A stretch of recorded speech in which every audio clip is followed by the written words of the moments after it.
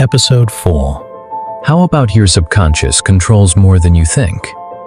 Right now, before you decide to keep watching, your brain may have already made that decision, not seconds ago, not even consciously, but fractions of a second before you felt like you chose. That sounds impossible. After all, you're in control of your own life, right? Or are you simply becoming aware of decisions your subconscious has already made? So here's the question. How much of your life is really under your control?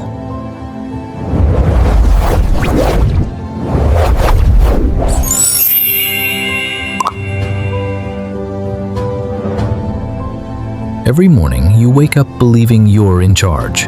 You choose what to wear, what to eat, who to talk to, which road to take, when to smile, when to stay silent. It feels as though every action begins with a conscious decision. But imagine you're sitting in the passenger seat of a car. The windshield is covered. You can't see the road. You don't know where you're going.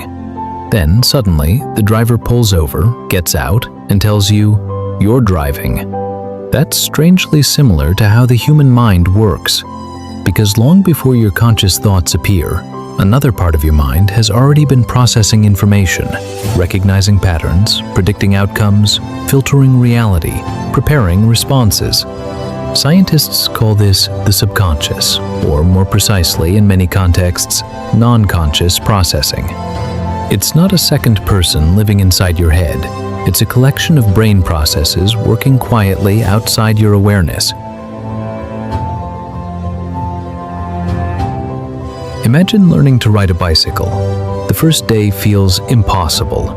You think about everything, the pedals, the handlebars, your balance, your feet, your hands. Every movement demands attention. Then something changes. A few weeks later, you're riding while talking to a friend, looking at the scenery, thinking about tomorrow. You aren't consciously controlling every movement anymore. Your brain has handed the task over. This is one of the subconscious mind's greatest strengths. It turns repeated actions into automatic ones. Walking, typing, driving familiar roads, brushing your teeth, even recognizing the faces of people you love. If your conscious mind had to control every tiny movement, you'd be exhausted before breakfast. Instead, the brain builds shortcuts. Neural pathways become stronger through repetition. Eventually, entire behaviors run almost automatically.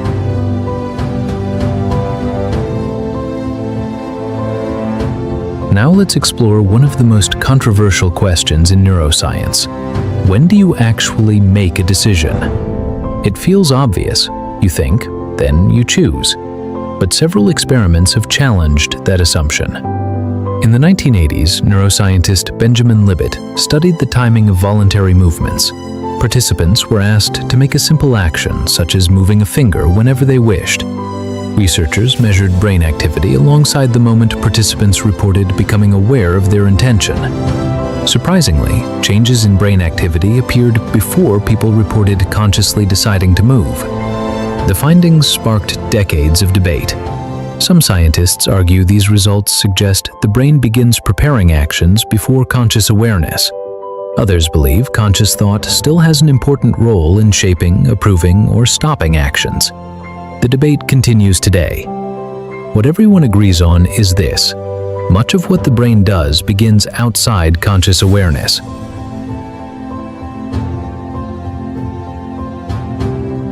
Look around the room you're in. How many objects are there? Hundreds? Thousands? Now ask yourself, how many are you actually paying attention to? Probably only a handful. That's because your brain filters reality. Every second, your eyes receive an overwhelming amount of visual information. Your ears collect countless sounds. Your skin senses temperature, pressure, and movement. If your conscious mind processed all of it equally, you'd be overwhelmed within moments. So your subconscious acts like a gatekeeper. It decides what reaches your awareness. Have you ever bought a new car, then suddenly noticed the same model everywhere? Those cars weren't magically appearing. Your brain simply decided they were now important. This phenomenon is often linked to selective attention.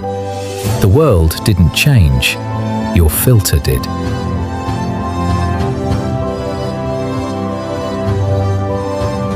If habits can become automatic, can they be changed? Fortunately, yes.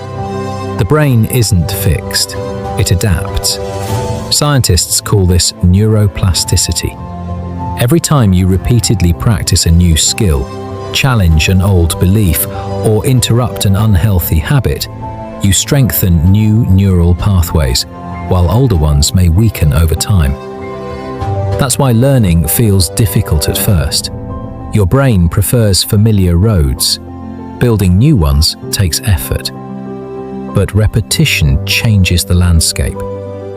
This is also why athletes rehearse movements, musicians practice scales, pilots train in simulators, and therapists often help people recognize automatic thought patterns. Not because change happens overnight, but because the subconscious learns through repetition and experience. It's constantly updating its predictions about the world. The remarkable part, many of those updates begin with small, conscious choices repeated consistently. Perhaps the subconscious isn't secretly controlling your life. Perhaps it's doing exactly what it evolved to do: protect you, save energy, recognize patterns, predict danger, automate the familiar. Without it, you couldn't walk, speak, drive, read, or react quickly enough to survive. The subconscious isn't your enemy, nor is it a mystical force.